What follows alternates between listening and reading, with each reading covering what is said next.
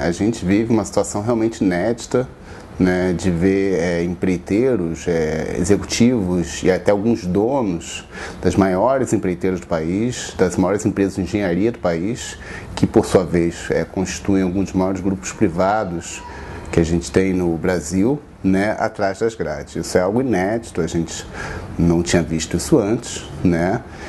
E seria interessante que, além deles serem presos, que caso se confirme, né, a culpa desses empresários, desses agentes, nas acusações que eles estão sofrendo, que eles pagassem com as suas propriedades, né, com os seus patrimônios, os recursos que foram extraídos, né, em desproveito do público.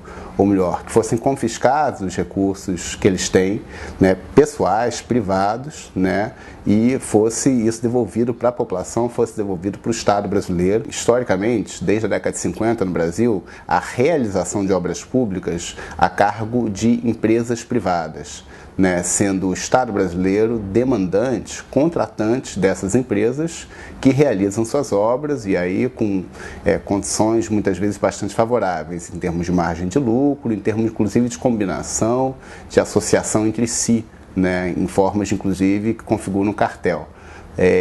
O que foi feito em alguns momentos históricos após isso foi a criação a utilização de agências públicas para atuar no setor de obras, ou melhor, para executar obras públicas, né? Um caso e aí bastante emblemático é o da ESSEX, da Empresa de Construção e Exploração da Ponte Rio-Niterói, né, criado no auge da ditadura para executar as obras devido a falhas, a problemas técnicos que foram encontrados ao longo da realização daquele empreendimento, né? Então, foi um caso excepcional, né, de uma empresa criada, ela acabou contratando empresas privadas para a realização dos serviços da obra, porém, quando a obra foi terminada, em 1974, né, a empresa não foi desmantelada e ela continuou realizando obras públicas, né?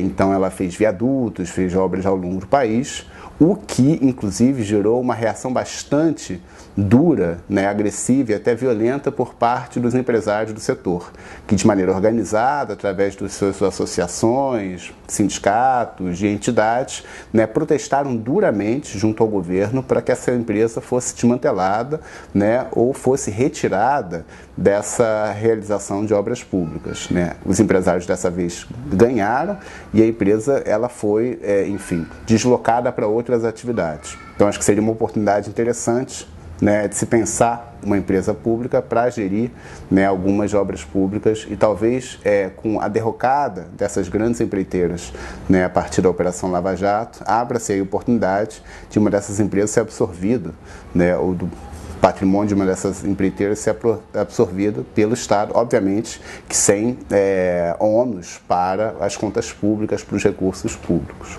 De certa forma, já existe essa empresa, né? Existem as agências públicas que tocam obras, né? O caso clássico, mais conhecido, é dos batalhões de engenharia e construção do Exército, né?